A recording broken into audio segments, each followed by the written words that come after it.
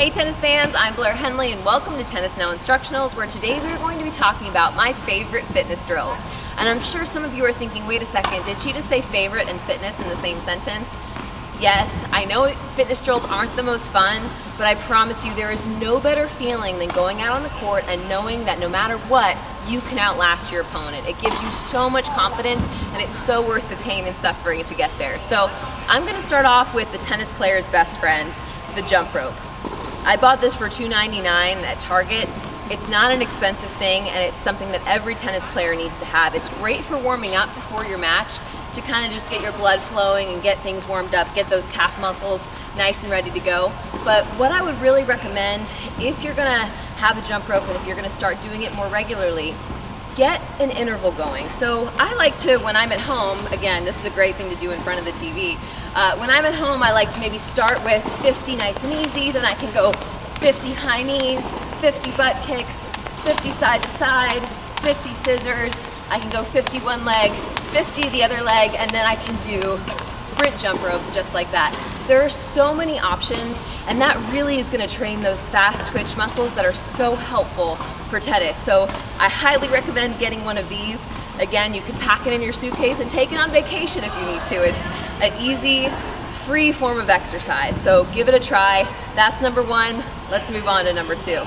All right, so here we are getting ready to do some suicide work. I'm sure you've heard of suicides. They're pretty much a staple for a lot of sports as far as fitness work goes, but I like to spice my suicides up a little bit. And if you're not familiar, a suicide is gonna be touching every line on the court. So I'm gonna go out, then I'm gonna go back, and then I'm gonna touch the center line, back, singles line back, doubles line back, and that's your suicide. Well, I like to mix in some quick exercises in between my suicides to kind of make it a little bit of an interval workout.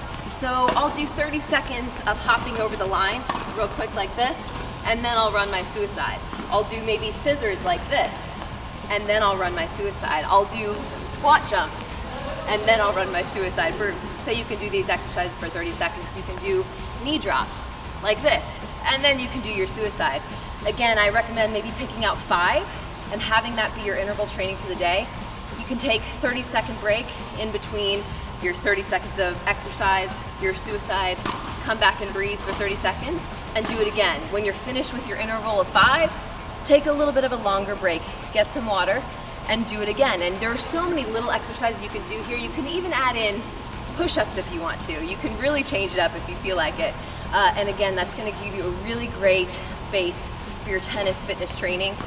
If you do this, I so encourage you, after you're out hitting with a friend or hitting with your pro, you can do this for 15 minutes, and I promise over time you're going to notice a difference in your quickness on the court and in your stamina. So that was number 2. Let's move on to number 3.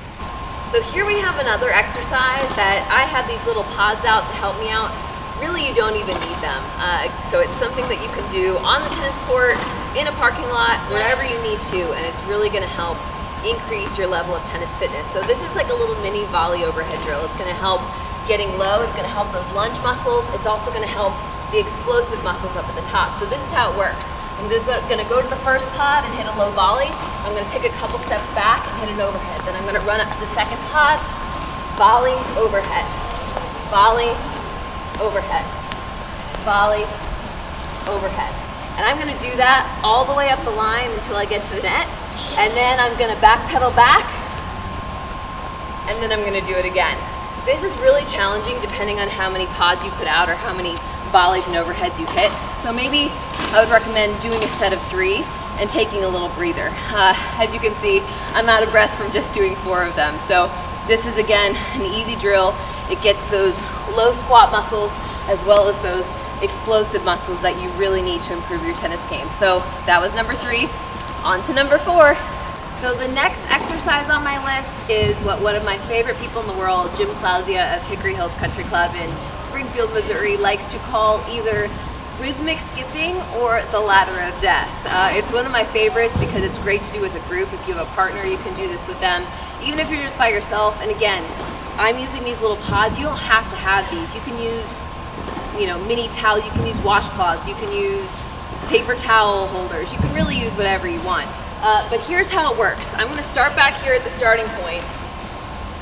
And then I'm gonna work my way through this little course I've built here. And it's gonna really work the side-to-side movement, the sharp angles, as well as those fast twitch, quick reactions. So I'm gonna start here, I'm gonna come around, and I'm gonna be sidestepping through the targets here.